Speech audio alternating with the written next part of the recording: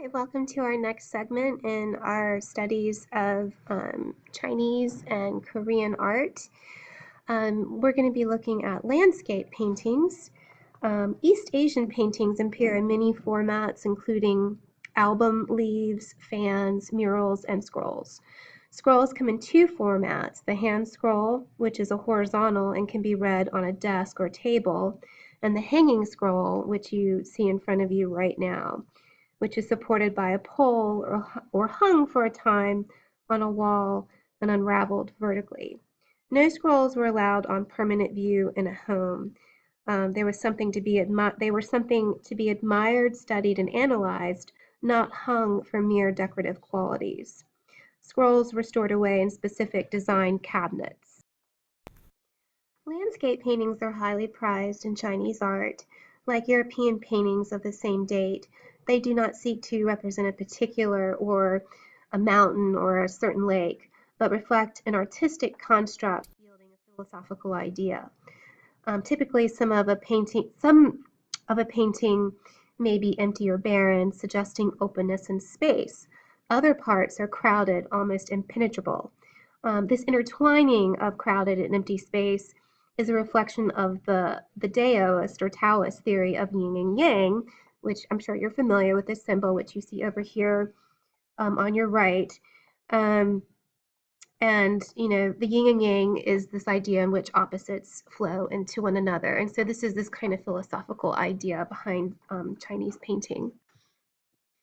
So what you're looking at is a painting done by Fan Quan. I think that's how you pronounce his name. He was considered a Taoist, this kind of mountain man, a hermit. He was also said to be a great wine lover. And so he had a very unconventional reputation and often was, artistically considered unconventional. We know very little about this great artist, yet he painted the most majestic landscape painting of what is considered the early Song period, S-O-N-G, in Chinese art. Everything about what you're looking at now, Travelers by Streams and Mountains, which is possibly the only surviving work of Fan Quan, is an orderly statement reflecting the artist's worldview. Fan Quan's masterpiece is an outstanding example of Chinese landscape painting. Long before Western artists considered landscape anything more than a setting for figures, Chinese painters had elevated landscape as a subject in its own right. Bounded by mountain ranges and bisected by two great rivers, the Yellow and the Yangtze. I know I'm saying it wrong. Yangzi. China's natural landscape has played an important role in the shaping of the Chinese mind and character. From very early times, the Chinese viewed mountains as sacred, as a lot of cultures have, and imagined them as the abode of the immortals. The term for landscape painting, shan shua ha, in Chinese is translated as mountain water painting. During the tumultuous Five Dynasties period in the early 10th century, and this was an era of political upheaval that occurred from 907 to 960 CE, the fall of the Tang Dynasty and the founding of the Song Dynasty. And this is when five dynasties quickly succeeded one another in the north. More than 12 independent states were established, mainly in the south. Recluse scholars who fled to the mountains saw the tall pine tree as representative of the virtuous man. In the early northern Song dynasty that followed from the mid-10th to the mid-11th century, gnarled pine trees and other symbolic elements were transformed into a grand and imposing landscape style. Here in this detail, you can see that Quan painted a very bold and straightforward example of this kind of Chinese landscape painting. After the long period of political disunity, the Five Dynasties period, Fan Quan lived as a recluse and was one of the many poets and artists of the time who were disenchanted with human affairs. He turned away from the world to seek spiritual enlightenment. Through his painting Travelers by Streams and Mountains, Fan Quan expressed a cosmic vision of man's harmonious existence in a vast but orderly universe. The Neo-Confucian search for absolute truth in nature, as well as self-cultivation, that reached its climax in the 11th century, and it is demonstrated in this work. Fan Quan's landscape epitomizes the early Northern Song monumental style of landscape painting. Nearly 7 feet in height, the hanging scroll composition presents universal creation in its totality and does so with the most economic of means. Here's another detail for you guys to study. We see immense boulders occupy the foreground and are presented to the viewer at eye level. I'm sorry, I went too soon. So here's that detail. And then just beyond them, the viewer sees these detailed brushworks depicting rocky sort of outcroppings covered with trees. Looking closely, one sees two men driving a group of donkeys loaded with firewood and a temple partially hidden in the forest.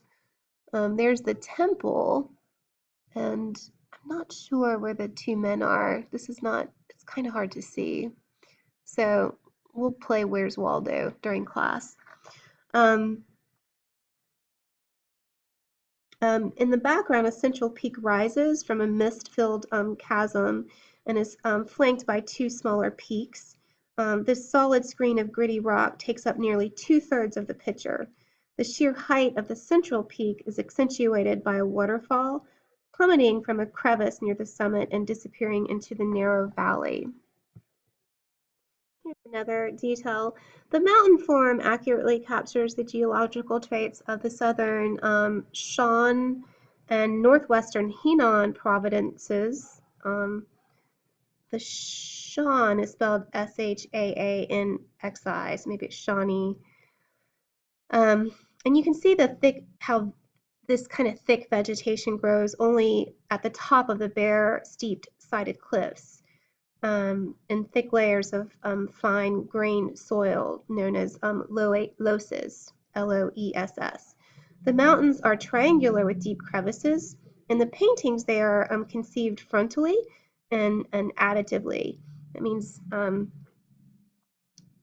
instead of outlining, it's sort of that idea of colorito. Instead of outlining and then sort of putting the color on, it's like colors or values in this case are sort of layered on top of each other. To model the mountains, Fan Quan used incisive thickening and thinning, contour strokes, textured dots, and ink wash. Strong, sharp brushstrokes depict the knotted trunks of the large trees. Notice the detailed brushwork that delineates the foliage and the fir trees, silhouetted along the upper edge of the ledge in the middle distance. In the plane of the picture. To convey the sheer size of the landscape depicted in Travelers by Streams and Mountains, Fan Quan relied on suggestion rather than description. The gaps between the three distances act as a break between the changing view. You can kind of see them here. Note the boulders in the foreground, the tree-covered rock outcropping in the middle, and the soaring peaks in the background. The additive image do not physically connect. They are comprehended separately. The viewer is invited to imagine himself roaming freely, yet one must mentally jump from one distance to the next. The unsurpassed grandeur and monumentality of Fan Quan's composition is expressed through the skillful use of scale. Fan Quan's landscape shows how the use of scale can dramatically heighten the sense of vastness in space. Diminutive figures are made visually even smaller in comparison, so much so that I can't see them, to the enormous tree and soaring peaks. They are overwhelmed by their surroundings.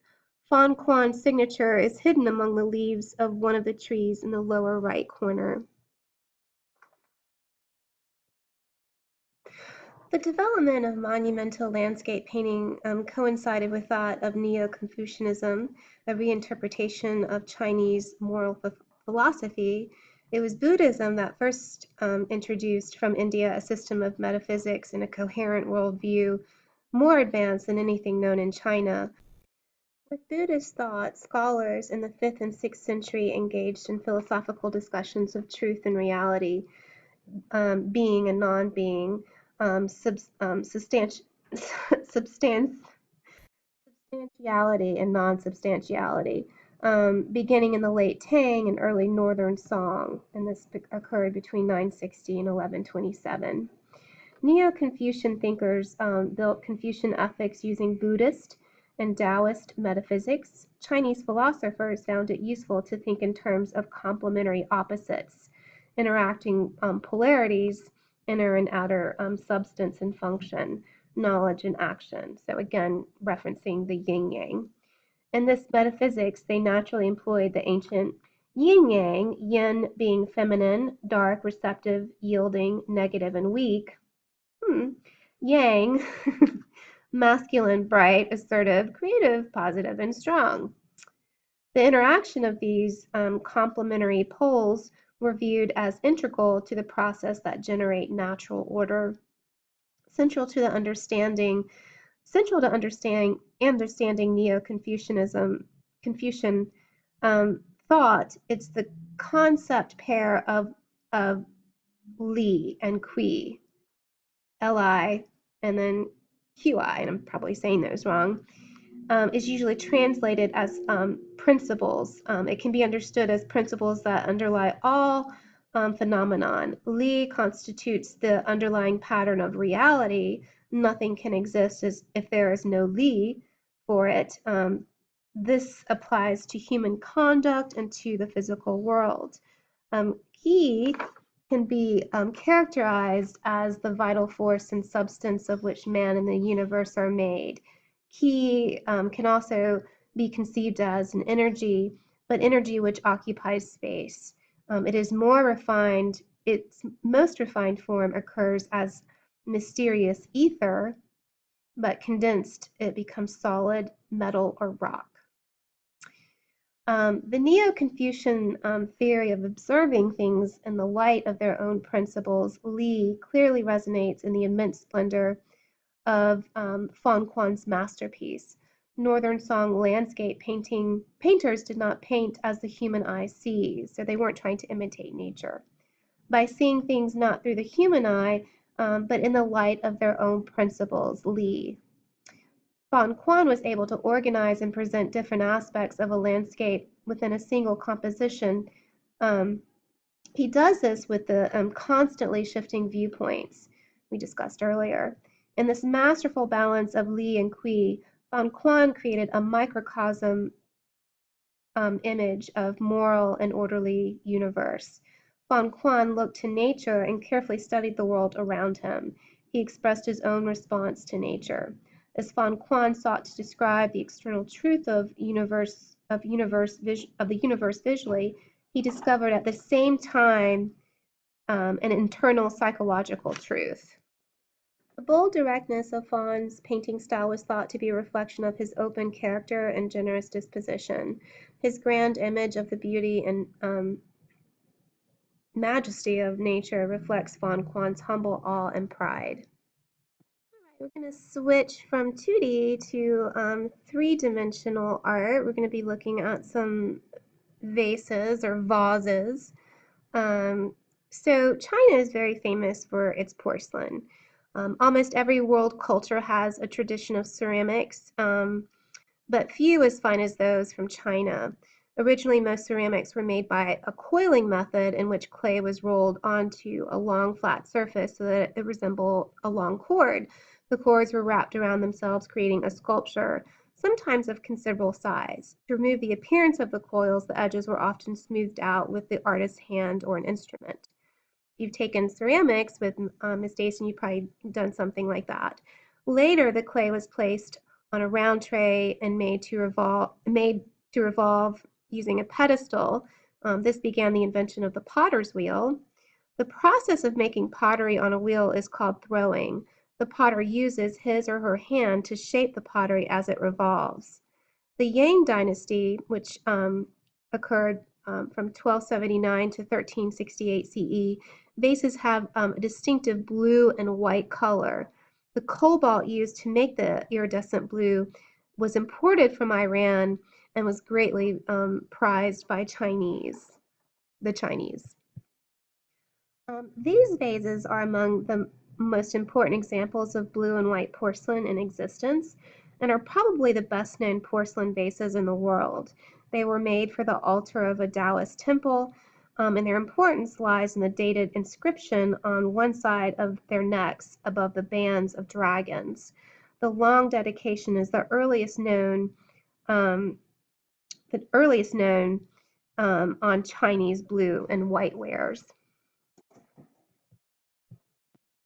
The dedication records that in 1351, a man named Hong Wenjin from the Wushan County presented these two vases as an incense burner, the whereabouts of which is unknown, to a Taoist temple in Yingxing, which is modern-day Wuyuan County. Yushan County is in the northeast of, and I'm just going to spell it, Jiangxi, which lies 120 kilometers to the southeast of Jingdehen, which is spelled Jingedezhen,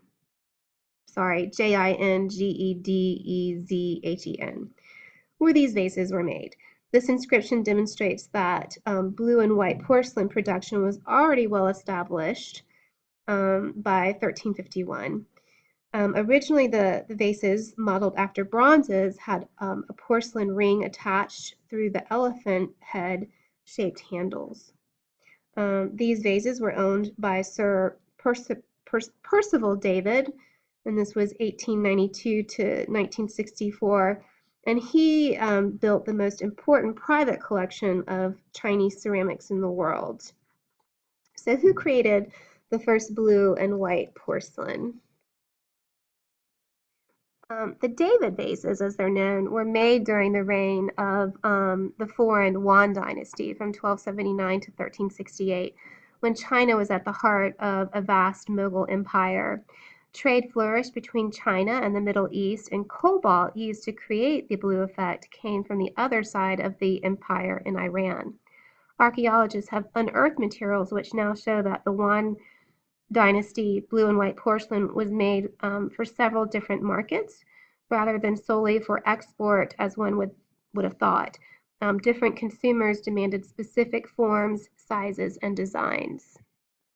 Porcelain was first produced in China around 600 CE. The skillful transformation of ordinary clay into beautiful objects has captivated the imagination of people throughout history and across the globe. Chinese ceramics, by far the most advanced in the world, were made for the imperial court, the domestic market, or for export. The Chinese use the word "ci," spelled "ci," and I'm probably not saying it correctly, to mean either porcelain or stoneware, not distinguishing between the two. In the West, porcelain usually refers to high-fired, about 1300 degrees, white ceramics whose bodies are translucent and making a ringing sound when struck. Stoneware is a tougher, non-translucent material fired to a lower temperature. A number of white ceramics were made in China, several of which might be termed porcelain. Northern porcelain, such as dingware, D-I-N-G, were made predominantly of clay, which rich in kaolin, Kaolin. In southern China, porcelain stone was the main material. At the imperial kilns at and I'm going to spell this Gingdezhen, and then I'm sorry, it's Jin, Jiangxi. Those are two providences Kaolin was added to porcelain stone. In the Fujian province on the coast of the east of Ying, I think that's how you say it, Yingxing, and again it's Jiangxi, porcelain stone was used alone. I don't think it's really that important that you know that. I'm just giving you that information. The results differ in that the northern porcelains were more dense and compact, while southern porcelains were more glassy and sort of sugary. Ceramics may be fired in oxidizing or reducing conditions, and that's increasing or restricting the amount of oxygen during the process. Northern porcelains were usually fired in oxidation, which results in warm ivory-colored glazes. Southern wares were fired in reduction, producing a cool bluish a bluish tinge. An exception to this was blanc de Chine or Dehu ware, Dehua, from the Fujian province, whose warm ivory hue came from oxidizing firings. Chinese ceramics were first exported in large quantities during the Song dynasty from 960 to 1279. The government supported this as an important source of revenue. Early in the period, ports were established to facilitate commercial activity. The ceramic trade established in the Song dynasty was maintained throughout the succeeding Yuan dynasty from 1279 to 1368 with few interruptions. The Ming 1368 to 1644 and the Qing 1644 to 1911 dynasties as well. The markets were concentrated in different regions at different times, but the global influence of China's porcelain has been sustained throughout. Within Asia, up until the 14th century, the potters of Korea imitated Chinese porcelain with considerable success, and Japanese potters did so for a still longer period. In the Middle East, the 12th century attempts to reproduce Chinese wares went on throughout the Ming period.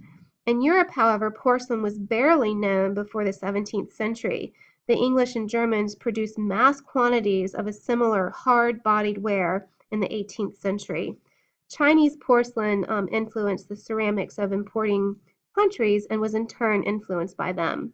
For example, importers commissioned certain shapes and designs, and many more were developed specifically for foreign markets. These often found their way into the repertory of Chinese domestic items. In this way, Chinese ceramics were a vehicle for the worldwide exchange of different ornamental styles. About some of the decoration techniques. Though Chinese potters developed underglazed red decorations during the Yuan dynasty from 1279 to 1368 CE, pottery decorated in underglazed blue was produced in far greater quantities due to the high demand from Asia and the Islamic countries of the Near and Middle East. Painting with underglazed red was more difficult than underglazed blue. The copper oxidized using the coloring agent was harder to control than the cobalt that was used for the underglazed blue. The firing left parts of the red areas gray, as you can see on this jar. The first emperor of the Ming dynasty, which was to rule China for the next 300 years, was the general Yao Yonghang. And again, you can look at the spelling in my lecture notes, who reigned from 1368 to 98, whose title was Hongwu. He overthrew the Yuan dynasty, whose rulers had been foreigners. They had been Mongols. He was determined to reestablish the dominance of the Chinese style at court, and blue and white porcelain was produced in designs following Chinese rather than Islamic tastes. Similar pieces were executed with underglazed red for use by the emperor. Here's an example of blue and white porcelain during the Ming dynasty.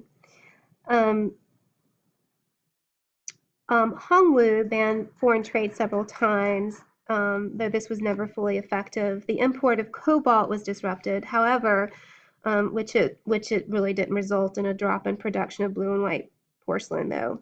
For a short time at the end of the 14th century, more wares were decorated with underglaze red than underglaze blue.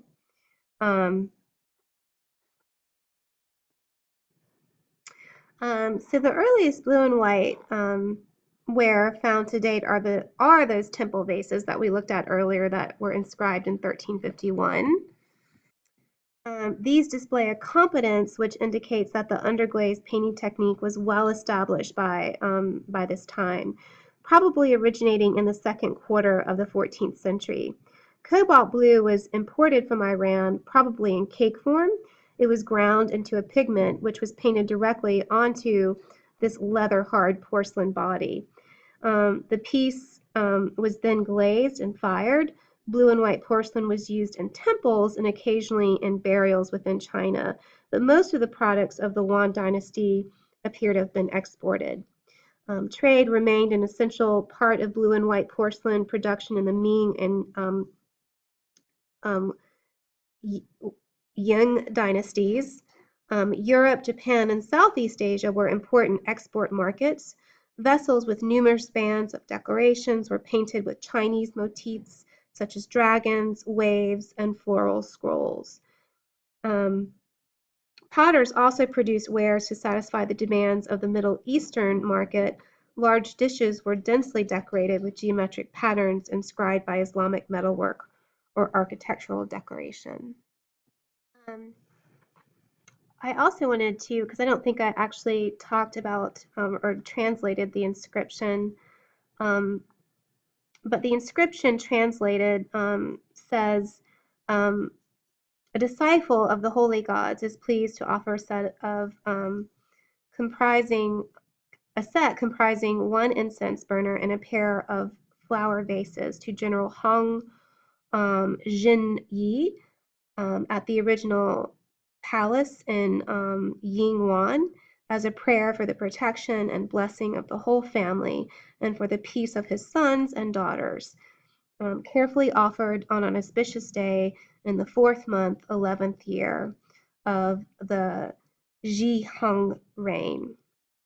So anyway, I'm going to stop here and we'll continue with our exploration of Chinese art. We'll be looking at some architecture in our next segment, so stay tuned.